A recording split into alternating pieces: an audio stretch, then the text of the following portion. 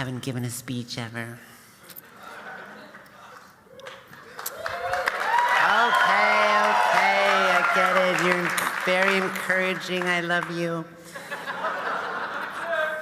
So, I'm at my hairdresser's.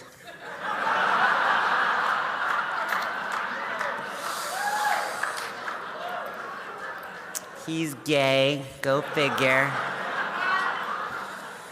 And he's asking me about this event, and I say, yeah, the HRC wants to give me an award. Really, he says. Award for what? I say, well, I guess kind of for being myself.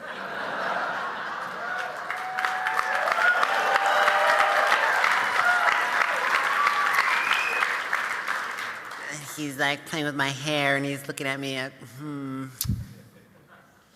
yeah, I guess you make a pretty good you.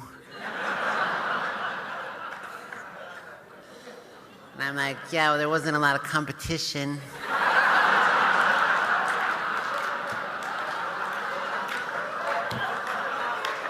And then because he's a catty bitch, he goes, yeah, good thing, just imagine if you had lost.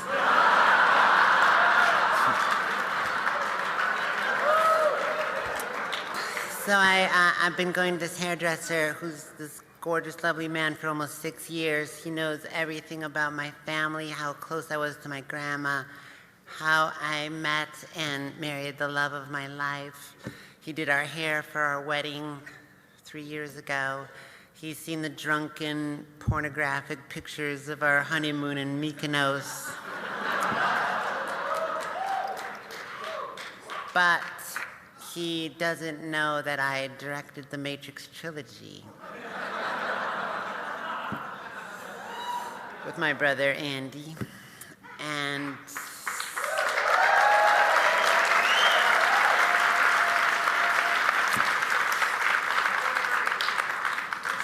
so he knows all about who I am, but he doesn't know what I do. Conversely, I was recently out to dinner with a mixture of friends and strangers who are all very excited to meet a Hollywood director. But all they want to do is ask about Keanu Reeves, Tom Hanks, and Halle Berry. And throughout the dinner, they repeatedly refer to me as he or one of the Wachowski brothers. Sometimes using half my name, La.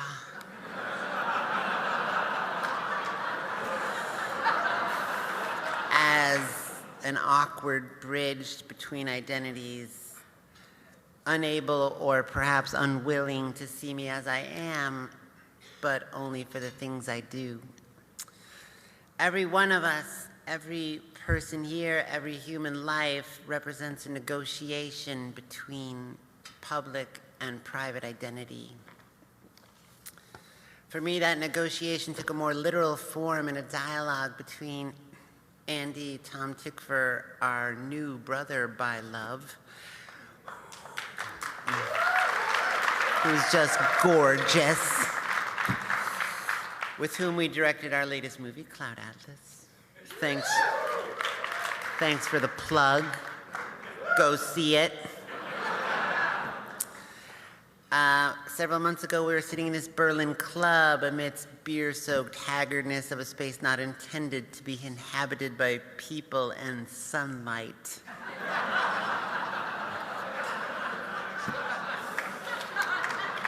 Trying to decide if we should shoot this introduction to a trailer for our movie that's about to be posted online.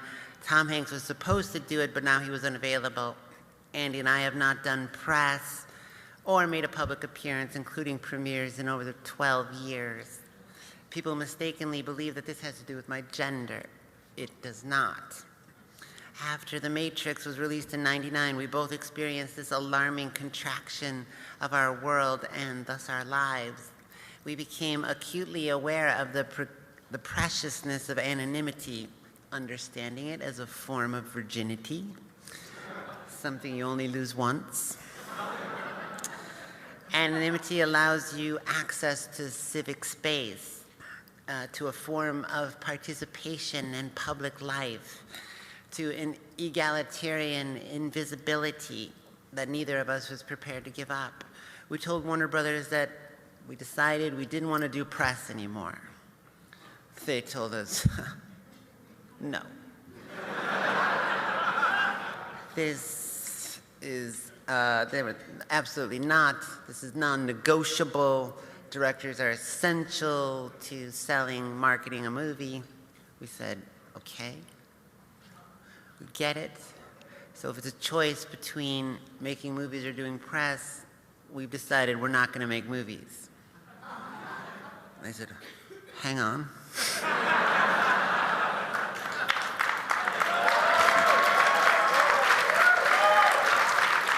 Like, maybe there's a little room for negotiation. So this position and that negotiation was being re-examined in Berlin 3 months ago. All of us are conscious of the fact that not only will it be Andy and my first public appearance in a long time, but it'll also be the first time that I speak publicly since my transition. Parenthetically, this is a word that is a very complicated subject for me because of its complicity in a binary gender narrative that I am not particularly comfortable with.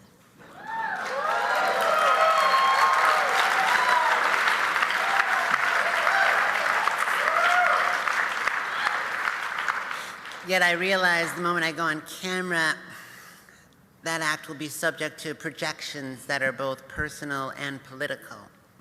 I have been out to my family and friends for over a decade, and the majority of that time I've been discussing this particular moment with my therapist,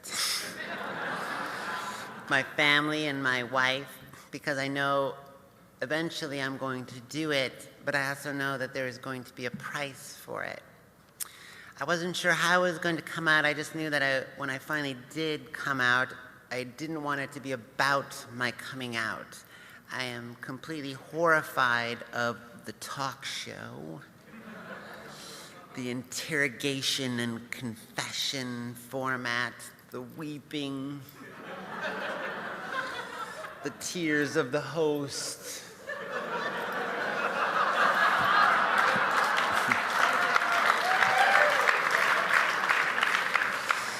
Whose sympathy underscores the inherent tragedy of my life as a transgendered person.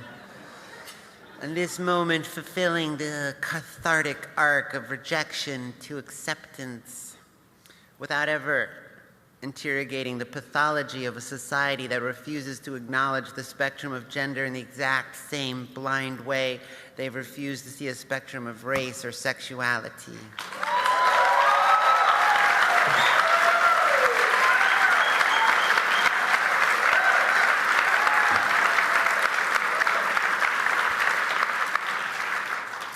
So the three of us talk. We like to talk.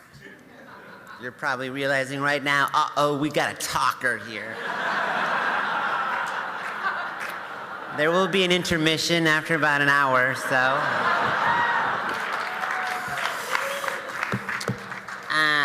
And we're alternating perspectives, quite conscious of the fact that we have just made a film about this subject, about the responsibilities human beings have to one another, that our lives are not entirely our own. There is dialogue from the film merging easily with our discussion, and I find myself repeating a line from a character who I was very attached to, who speaks about her own decision to kind of come out. She says, if I had remained invisible, the truth would stay hidden, and I couldn't allow that. And she says this aware that even at the moment she's saying it, that the sacrifice she has made will cost her her life. Suddenly I begin this very intense rush of images, thoughts, and memories going through my mind, a kind of life flashing before my eyes that happens, people describe near-death experiences. As it begins, I start to understand just how complex the relationship between visibility and invisibility has been throughout my life. I remember the 3rd grade. I remember recently moving and transferring from a public school to a Catholic school. In public school, I played mostly with girls. I have long hair, and everyone wears jeans and t-shirts. In the Catholic school, the girls wear skirts, the boys wear pants. I am told I have to cut my hair. I wanted to play foursquare with the girls, but now I am one of them. I am one of the boys. Early on, I am told to get in line after a morning bell, girls in one line, boys in the other. I walk past the girls, feeling this strange, powerful gravity of association. Yet some part of me knows I have to keep walking. As soon as I look towards the other line, though, I feel a feeling of differentiation that confuses me. I don't belong there either. I stop in between them. The nun, I realize, is staring at me, and then she's shouting at me, and I don't know what to do. She grabs me, and then she's yelling at me. I'm not trying to disobey, I'm just trying to fit in.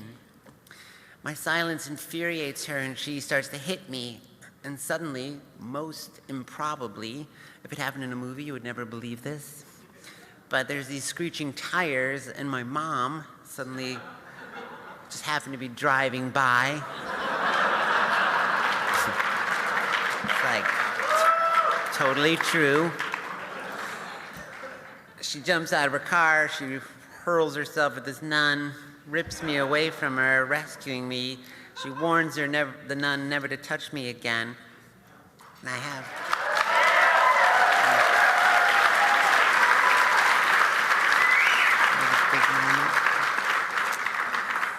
And I think I'm safe, but then she takes me home, and she's trying to understand what happened, but I have no real language to describe it.